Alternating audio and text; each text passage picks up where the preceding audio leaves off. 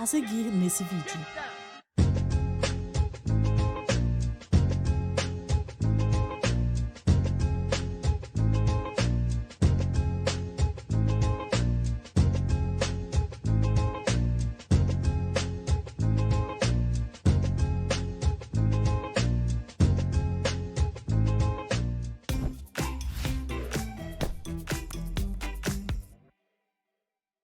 Oi gente, tudo bem? Sejam bem-vindos a mais um vídeo do canal. Hoje eu vou falar um pouquinho pra vocês, resumidamente, sobre todos os livros que eu li no mês de janeiro. Todos os lidos de janeiro foram 13 livros.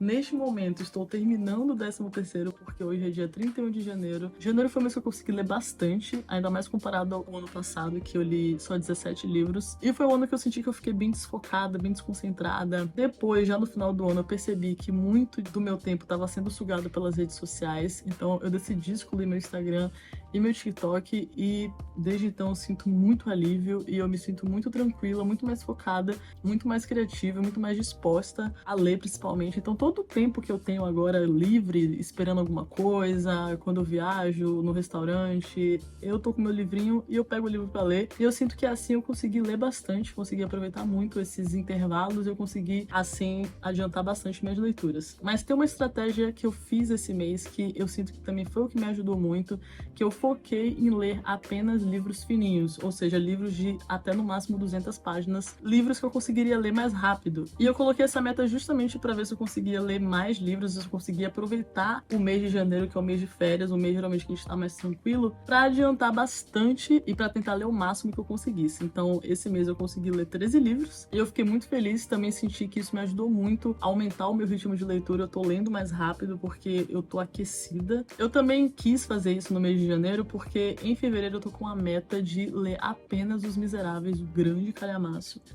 que já está aqui. Vou ler nessa edição da Penguin, linda e maravilhosa. E pretendo ler em fevereiro Os Miseráveis, só Os Miseráveis.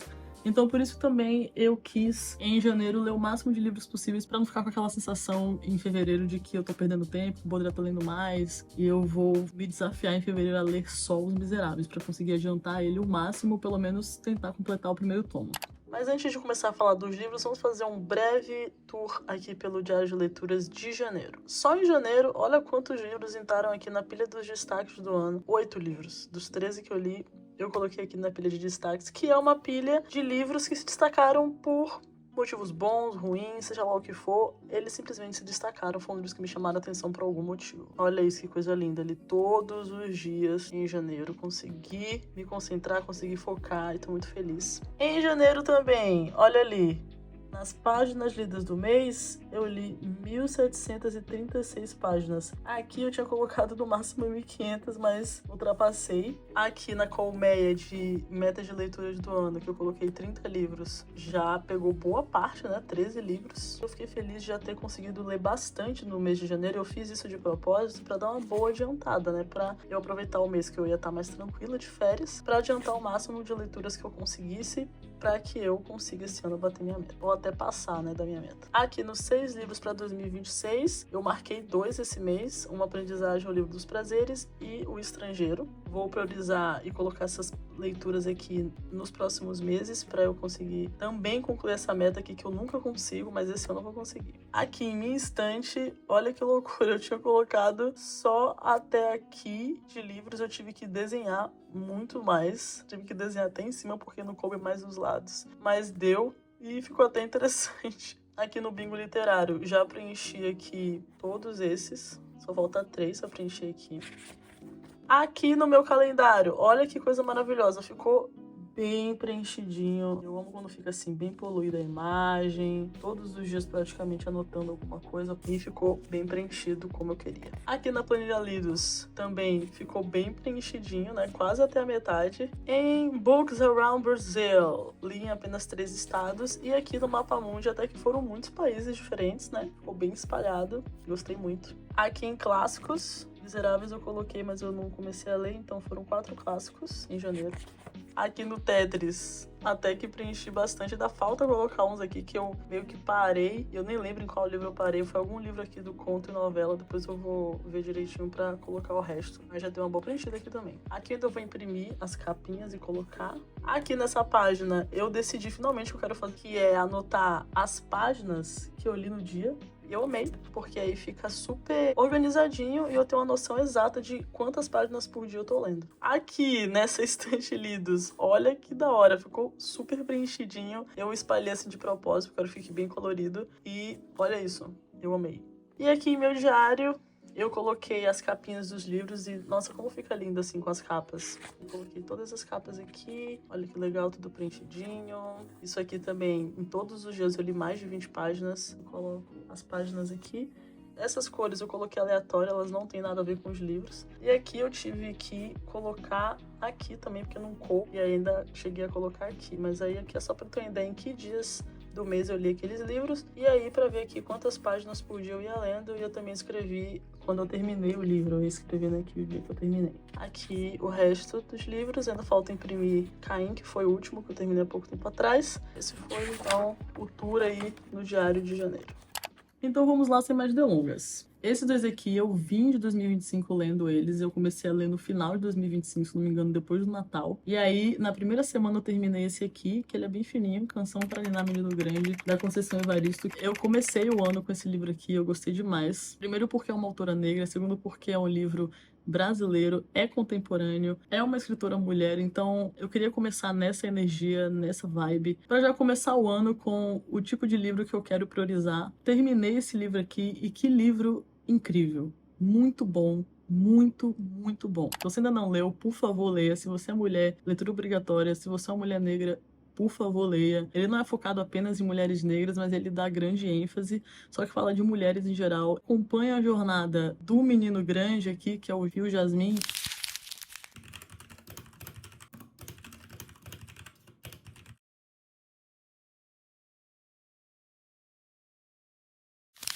É basicamente um romance de formação. E a gente vai acompanhando ele em suas desventuras românticas. E para quem tem um olhar atento, né, um olhar de consciência social e política, sabe que são desventuras de um homem que foi educado pelo patriarcado, por essa ideologia extremamente enraizada na nossa sociedade, misógina, machista, de ver mulheres como objetos a serem conquistados e não como pessoas a serem amadas e respeitadas.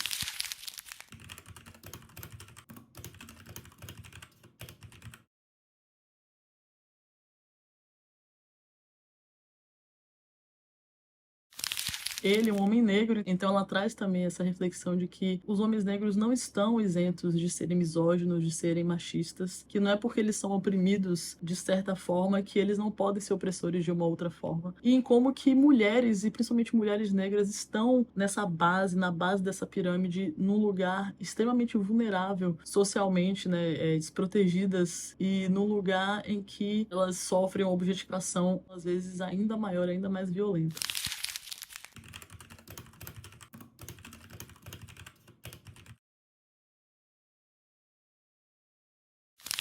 E o interessante é que é um livro muito gostoso de ler, né? Por mais que seja um tema bem sofrido, bem doloroso, às vezes até de reviver, né? Para quem já passou por isso, já passou por situações em que se sentiu assim, objetificada, enganada, usada. É uma escrita tão boa, chega a ser leve até. Eu gostei muito da criatividade dela com os nomes, tanto das pessoas quanto das cidades. É um livro bem brasileiro, assim, é bem ficção literária contemporânea brasileira e desse tema tão importante, tão pertinente e às vezes tão específico, né, que é o amor, que muitas vezes a gente lê isso de forma romantizada, né, nos livros, sem levar em conta essas outras questões sociais que estão inseridas, mas que muitas vezes a gente releva e prefere não ver, prefere alimentar de ilusões nesse sentido. Então ela aqui vai ser bem realista e pertinente, mas ao mesmo tempo é uma leitura leve que passa rápido. Então é um livro muito, muito, muito bom, vale muito a pena.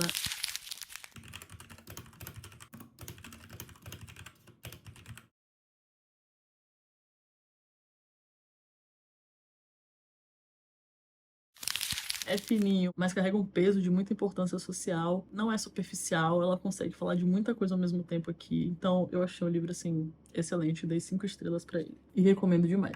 E aí, dia 2 de janeiro, eu comecei Noites Brancas e terminei dia 3 de janeiro. Eu fiquei super engajada nessa leitura aqui e gostei muito que ele sempre, nos livros dele, fala muito do personagem inserido na Petersburgo daquela época, na Rússia daquela época, desse momento ali de transição da monarquia czarista e todas as tensões políticas e sociais que estavam acontecendo, a Rússia camponesa com a Rússia da cidade, burguesia, aristocracia, a burocracia dos funcionários que trabalhavam ali pro governo. Então ele sempre traz essa realidade, né? E o quanto que era uma vida bem miserável, em que a pessoa praticamente vendia a alma e ganhava muito pouco em troca.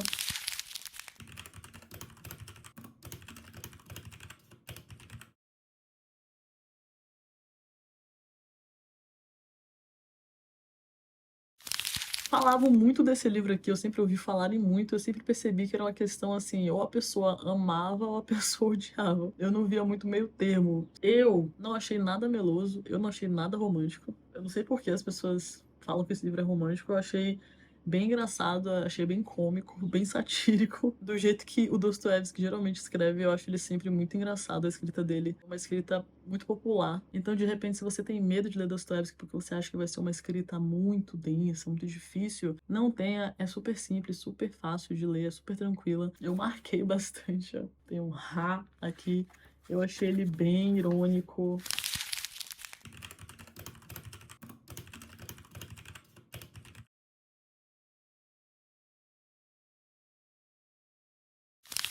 O personagem principal é bem cômico. Ele beira o ridículo aqui, ó.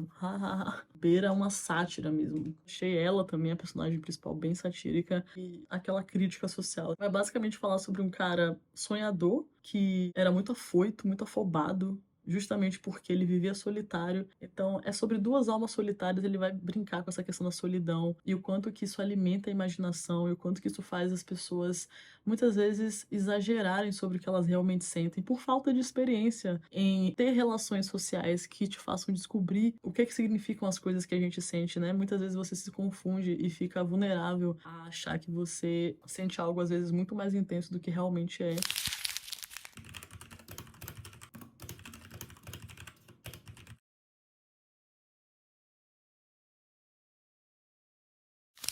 Então ele basicamente se ilude. A menina que também vive isolada também ilude, acaba iludindo ele, porque ela nem ela sabe o que ela tá fazendo, nem ela entende o que ela tá sentindo. Então, basicamente, é a história de duas pessoas extremamente imaturas por conta da grande solidão que vivem, e ele sempre pega a cidade de Petersburgo, ele sempre aborda a questão de como viver na cidade daquela época, na configuração que era uma coisa extremamente prejudicial, principalmente para as relações humanas. Em Crime e Castigo ele faz isso também, né? Em como que as pessoas viverem isoladas, elas acabam vivendo numa realidade que não existe, acabam se deixando levar muito pela imaginação, se tornando pessoas inexperientes e muitas vezes vulneráveis e sem autoconhecimento, porque estão privadas da experiência de descobrir isso através do contato, né, com a realidade.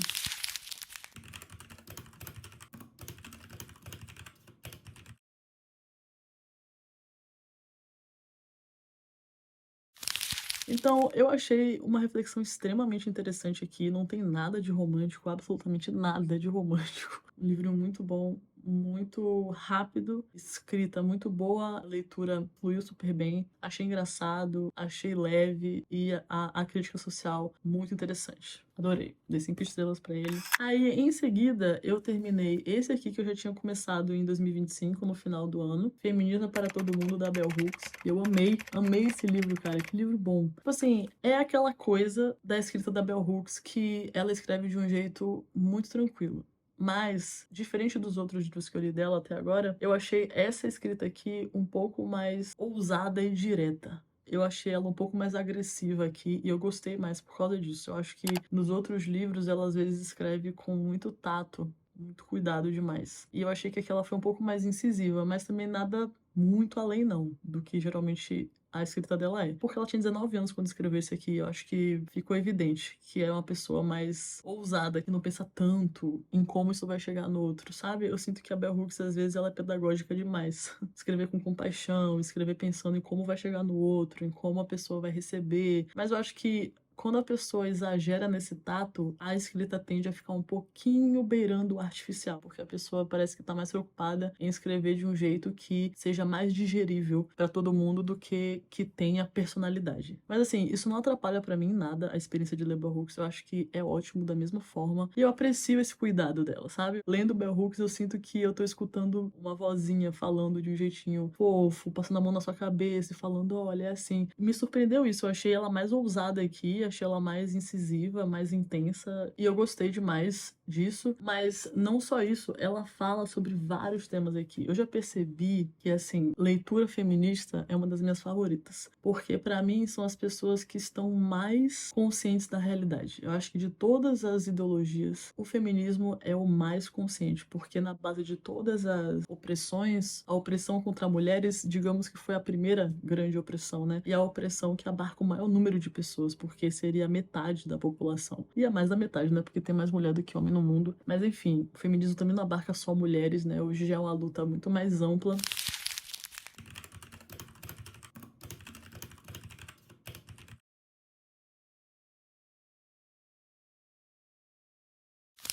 Ela vai falar aqui sobre o que é feminismo. Ela percebeu que muita gente não tem uma ideia muito clara do que é feminismo naquela época ainda, né? Depois dos movimentos ali dos anos 70, anos 80, ela sentiu que a mídia patriarcal tentou de muitas formas atacar e manchar o nome. E muitas feministas, às vezes, que lutavam de uma forma superficial, estando mais preocupadas em descarregar o ódio do que em realmente ir a fundo na ideologia e abarcar tudo que a ideologia representa e tenta lutar contra de uma forma mais profunda, uma forma anticapitalista, anticolonial.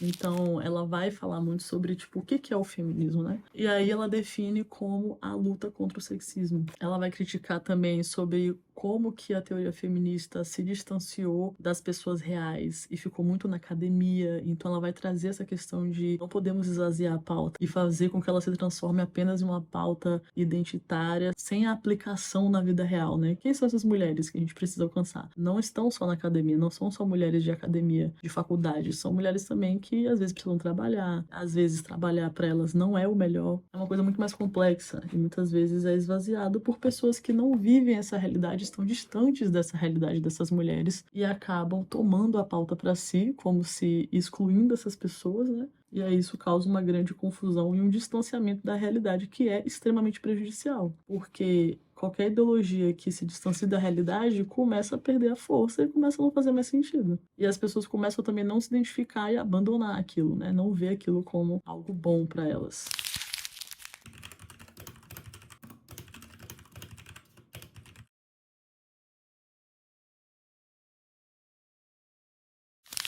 Outra coisa que ela vai falar aqui que eu achei extremamente interessante é sobre a dominação patriarcal em relação às crianças. Ela vai falar uma coisa muito interessante que pouca gente às vezes sabe, né, e leva em conta, é que a opressão patriarcal, ela não acontece só de homens para mulheres. Ela é uma ideologia, uma estrutura social que atinge todo mundo, inclusive homens também. E muitas vezes mulheres são esses agentes também de dominação patriarcal. E ela fala sobre como que acontece muito essa dominação em relação a crianças. Como que crianças são muito, muito vulneráveis, assim como mulheres, né, que são o grande alvo dessa opressão, mas como muitas mulheres, muitas vezes, são esses agentes de dominação em relação a crianças dentro de casa. Elas sofrem e projetam nas crianças.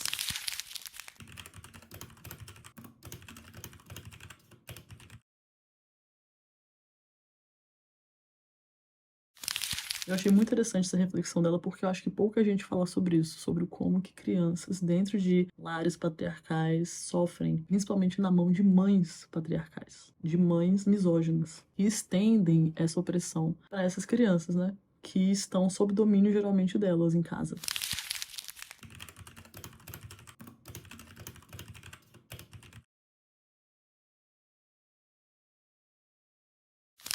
Outra coisa que eu também achei interessantíssima, ela falando sobre a necessidade do feminismo na luta anticapitalista, né? Da necessidade de ambientes para trabalho, empresas, lugares onde mulheres pudessem trabalhar, em que a ideologia, a hierarquia patriarcal não estivesse presente. Porque a ideologia patriarcal misógina, para ela, é uma ideologia de dominação sobre qualquer pessoa, não só sobre homens em relação a mulheres, mas é uma ideologia de dominação. Enquanto que a ideologia feminista vem para contrapor isso como uma ideologia de cooperação.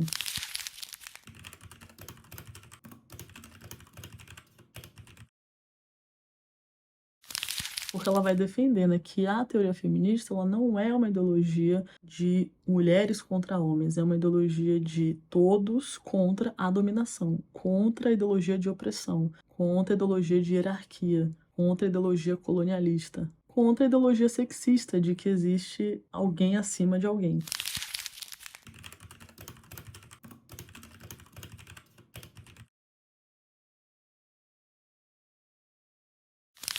Enfim, eu achei extremamente interessante esse livro aqui, abriu minha mente em vários aspectos. Ela falou sobre muita coisa aqui, cada capítulo fala sobre uma coisa, os capítulos são curtinhos, então é uma leitura que passa rápido, é tranquilo, e ela vai falar sobre muita coisa ao mesmo tempo, muita coisa pertinente, importante, e eu achei, assim, uma leitura ótima.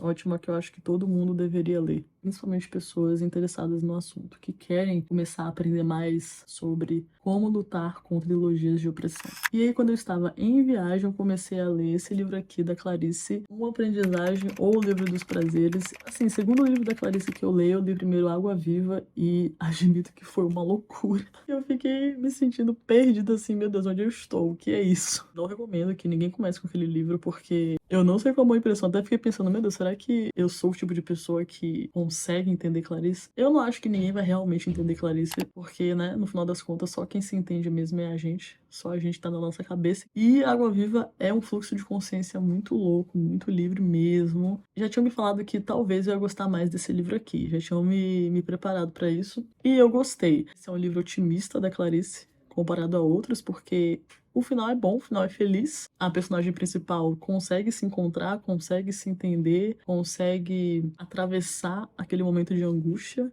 de metamorfose, digamos assim.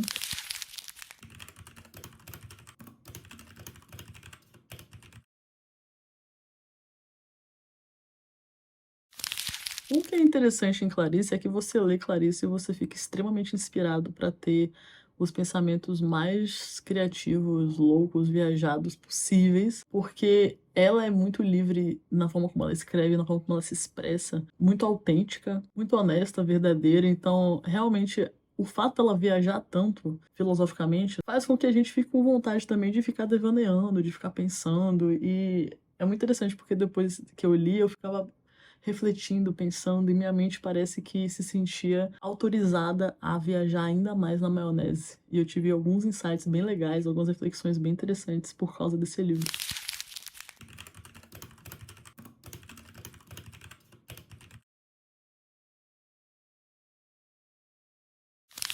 O casal, né? Ele é um professor de filosofia, ela é uma professora, mas ela mora sozinha, ela vive meio isolada ainda do mundo, ela é jovem, então ela tá passando por aquele momento de aceitar como a vida é, conseguir conviver com o medo de viver, com o medo de se entregar à vida, e com aquele medo ainda de se encarar, né? De se conhecer, de se aceitar por completo. Ela ainda vive duplicada, ela não se conhece, não se aceita, tem medo de mergulhar em si mesma.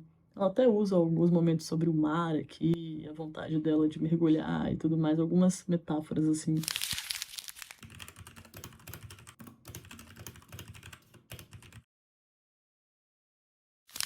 É uma escrita bem filosófica, bem poética, mas eu achei tranquilo de ler, não achei difícil de ler, apesar de não é fácil. Também, às vezes, eu me pegava me perdendo um pouco no que ela estava querendo dizer, eu tinha que voltar a repetir, porque ela vai indo de uma coisa a outra, viajando, e aí você tem que ir tentando acompanhar o pensamento, o raciocínio de Clarice Lispector, né? Não é fácil. Porque eu sinto que ela fala muito, tenta falar muitas coisas ao mesmo tempo. E ela vai indo de uma coisa a outra, emendando um pensamento no outro, e você tem que ir tentando acompanhar. Mas pode ser que você se perca. Então é praticamente sobre essa fase da vida que a gente tá aprendendo a ser quem a gente realmente é. E a experimentar a dor de ser quem você realmente é, de você estar de corpo e alma no mundo, de você enxergar a realidade como ela é.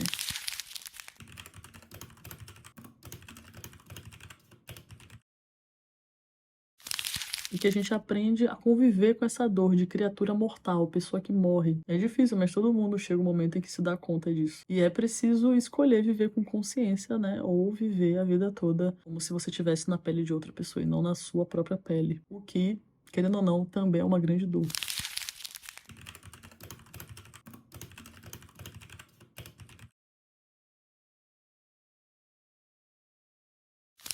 Então, é um livro extremamente filosófico, extremamente psicológico, que vai falar sobre essa crise existencial de você se encontrar com você mesmo, aceitar você mesmo, se tornar consciente, aceitar a realidade, viver na realidade, parar de fugir, inclusive parar de fugir do encontro com o outro, né? Porque o isolamento ele é muito confortável, mas ele nos distancia muito da realidade e de se deparar com essa dor, a dor da existência.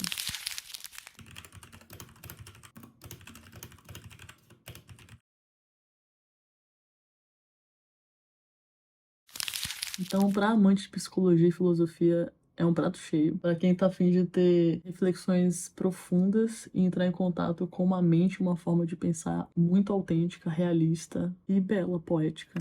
Depois eu peguei esse livro aqui, Felicidade Conjugal, do Lev Tolstói. Dele, eu só li Ana Karenina e A Morte de Ivan Ilitch. É isso, eu li ano passado A Morte de Ivan Ilitch, que eu adorei. A escrita dele é uma escrita maravilhosa, realmente, assim, de uma qualidade. Sabe aquela escrita que você fica, cara, que negócio bem feito, bem escrito, né? Esse homem, ele realmente, a caneta pegando fogo aqui, ó, porque ele é um cara que escreve sobre o cotidiano, mas a escrita dele é de uma fineza, é de uma elegância, é de uma qualidade tão grande que ela por si só já é fantástica, sabe? Você lê com gosto só pela escrita, só pela forma como ele escreve, de tão satisfatório que é. É belíssimo. E que basicamente ele vai usar muito dessa ironia, desse humor russo, para escrever um livro que de felicidade conjugal não tem nada. O casal do livro, de início, já me incomodou porque se trata de uma menina de 17 anos com um cara de quase 40. Então, assim, eu não consigo romantizar a pedofilia, mesmo nessa época em que isso era normalizado, mas pra mim nunca vai ser normalizado isso, porque criança é criança em qualquer época, e todo mundo nessa época é imaturo, não tem como ter uma noção da realidade tão boa assim, não tem como ter responsabilidade também como um adulto teria. Então, é muito desproporcional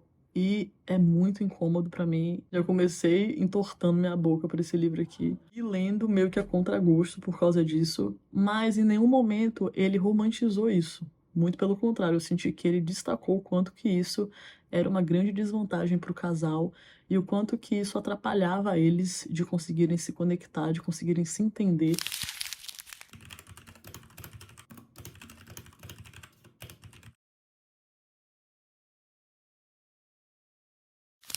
Ele também destacou o quanto que ela era muito insegura, justamente por ser uma pessoa inexperiente, o quanto que ela acabava ficando completamente nas mãos dele, né, e completamente dependente dele. E no livro também ele descreve o quanto que o homem ficava desconfortável também, de certa forma, com o fato dela ser muito jovem. Ele até resistiu de permitir que essa paixão florescesse no início por conta da diferença de idade. E ele era amigo do pai dela, então é tudo muito estranho. E eu sinto que o Tolstói fez uma crítica aqui em relação a esse tipo de configuração matrimonial, que era uma coisa muito comum na época, mas que talvez não devesse ser normalizado, porque isso só causou sofrimento e infelicidade conjugal. Não é nada feliz. Eles passam por muitos problemas, principalmente por essa questão da diferença de idade, do fato de que ela não tinha experiência, ela acaba se deixando levar, eles se distanciam uma época depois de casados, passam por várias coisas. Por quê? Porque justamente ela não tinha passado ainda pelas coisas que ele já tinha passado, ele já sabia. Ela acaba tendo desejo de juventude, e aquela coisa toda de viver, de conhecer pessoas, enquanto estava ali casada, precisando viver num lugar afastado, no campo. Aí tem uma época, uma hora que eles vão pra cidade, e aí acontece várias coisas, confusão, e enfim.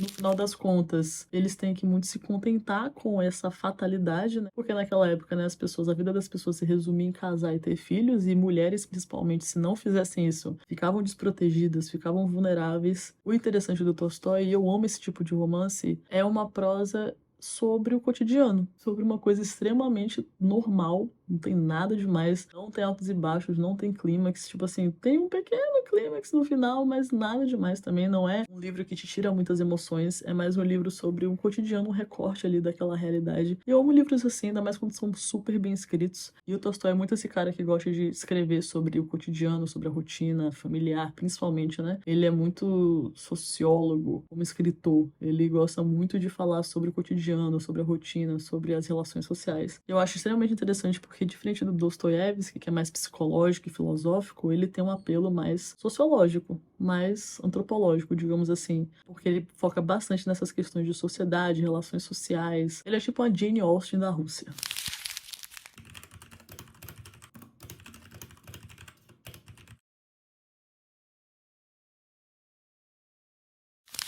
Enfim, no final das contas eu gostei por causa da escrita dele, que é fantástica, mas eu dei 4 estrelas porque pra mim não foi nada de demais. Eu sinto que faltou algo pra eu dar 5 estrelas, sabe? Mas é um livro que vale muito a pena ler. Ainda mais pra quem gosta dos russos e de novelas, assim, de costumes, de cotidiano. E de um livro bem escrito. Um clássico bem escrito. Depois de Felicidade Conjugal, eu terminei esse aqui, Carta ao Pai do Kafka, e é uma grande carta que ele escreveu pro pai, e eu acho que nunca endereçou, nunca enviou pro pai. É uma coisa assim que todo mundo, né, que convive, conviveu, ou lidou de certa forma com algum pai, assim, de uma personalidade mais dominante, mais incisiva, mais expansiva, né, mais autoritário, vai se identificar. É muito interessante, ele vai falar muito sobre a visão, né, do filho em relação a esse pai. Ele não se sente enxergado por esse pai, né? Não se sente entendido, compreendido, sente que eles dois são pessoas muito diferentes.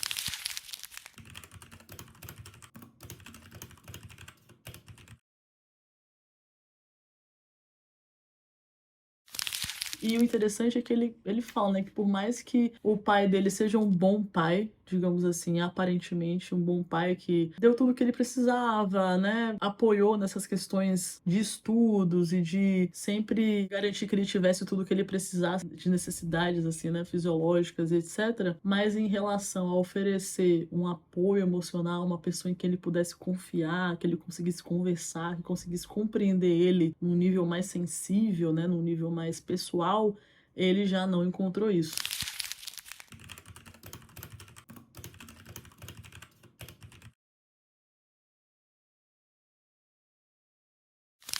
Ele vê o pai como essa figura de uma pessoa muito forte, uma presença muito dominante mesmo. E aí ele acabava ficando em segundo plano, que ele não conseguia ser ele mesmo. Então ele se afastava, se isolava.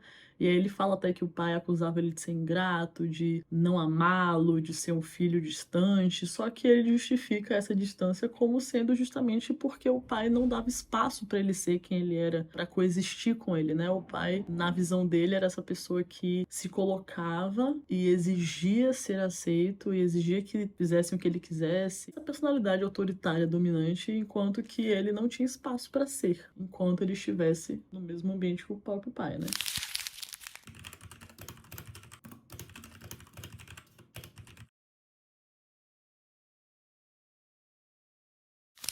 A mãe dele, aparentemente, uma pessoa mais de personalidade mais introvertida, menos expansiva, nem um pouco dominante, acabava que ele tinha toda a liberdade de ser e exigia que fizessem do jeito que ele achava que seria o melhor. E pelo que o Kafka fala aqui, ele não aceitava muito conversar, debater, não era democrático, né, digamos assim.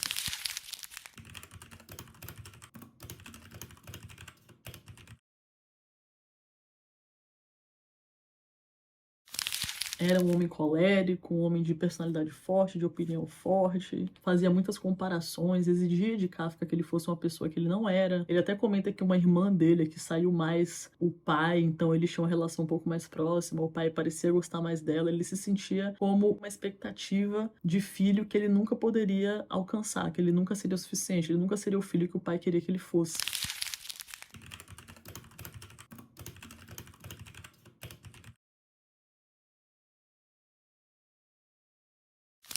Então, em outras palavras, ele não se sentia aceito, né, pelo próprio pai, não se sentia que ele podia ser ele mesmo. E tudo isso causava nele muito sofrimento, né, naturalmente. Ele até fala, que eu achei interessante, que tem até, que é uma frase bem famosa dele, e eu achei interessante porque ele fala: se você fosse qualquer outra coisa minha, meu tio, meu avô, meu professor, meu chefe, teria sido melhor que o meu pai. Pra ser o meu pai, você foi forte demais pra mim. Ele fala alguma coisa mais ou menos assim.